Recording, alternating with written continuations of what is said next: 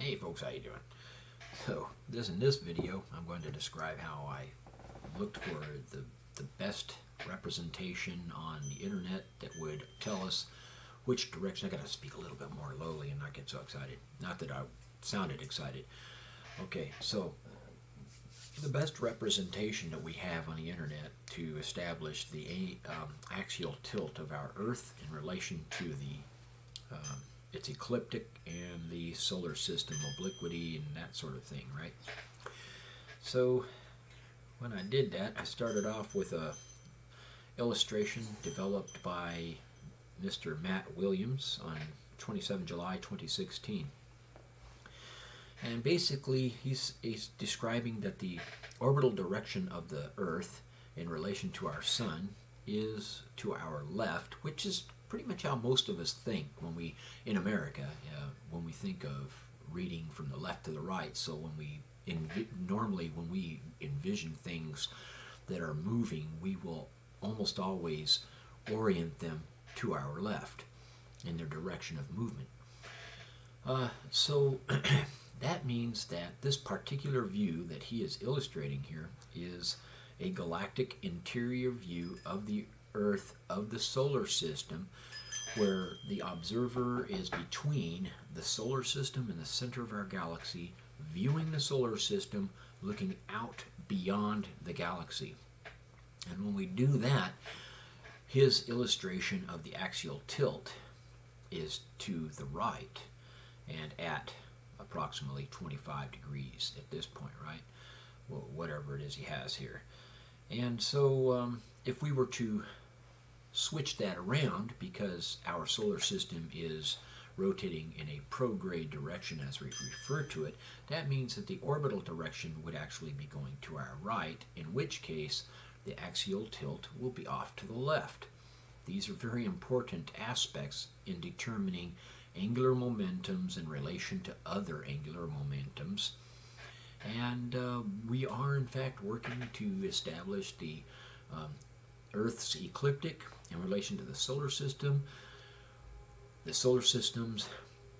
angular momentum in relation to the galaxy, and the galaxy's angular momentum in relation to AGC 203001's or the event horizon of the wormhole of that particular theory.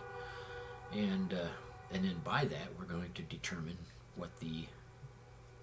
what our galaxy's universal flight posture and flight path is.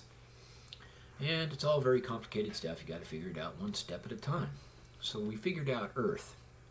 The only thing that I have that does not necessarily agree with Mr. Matt Williams is that he is describing the celestial equator, which I will assume is the galactic plane, being what appears to be at a 90-degree right angle in relation to Earth's axial tilt. And I'm going to show you here that this is just a little thing taken from the internet on NASA's determination of our current angular tilt, 23.5 degrees. And this is my somewhat crooked view of the Earth with the grid showing on Google Earth. And then down here, you don't want to go into too much detail, but that's the photograph that I used. And we have the angular deviation of the galactic attitude in relation to Mount Rainier. And these are the measurements I came up with. I had to adjust my reticle to be able to use it appropriately from this position. You have to calibrate the reticle. If you don't calibrate the reticle, your measurements are going to be off a lot.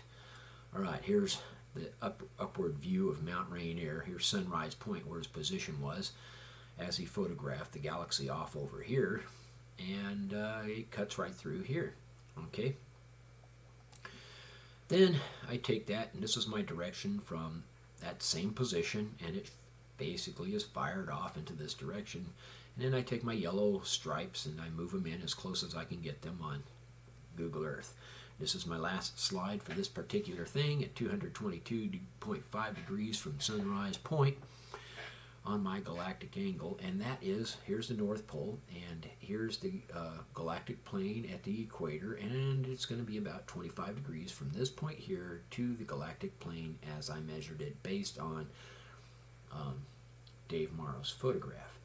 And that's why my determination of Earth's galactic flight posture does not agree with this 90-degree right angle approach of the view here. It's a little different. And we're going to go ahead, and as I continue to map these things, we're going to determine what those true angular momentums really are.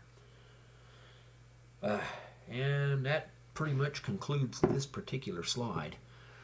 And let's see, this one's going to be titled something like Revisiting the Earth's Ecliptic. That sounds like a good title. I think I'll use that. All right. So, please like my site and subscribe to my views. I may not be totally consistent in having bam, bam. I'm not as good at this sort of thing as some folks, like, what's that guy's name? Yeah, I forgot. Some guy that's really famous, Yeah, still, I can't think of it. His name is at the top of my mouth, and it's just like, oh well, whatever. Anyway, Rogan. Somebody Rogan. So, yeah, I'm not as good as that. So I won't be as consistent. But when I do come up with posting things and publishing them, they're going to be substantive. I assure you. All right. And we're going to go ahead and stop recording.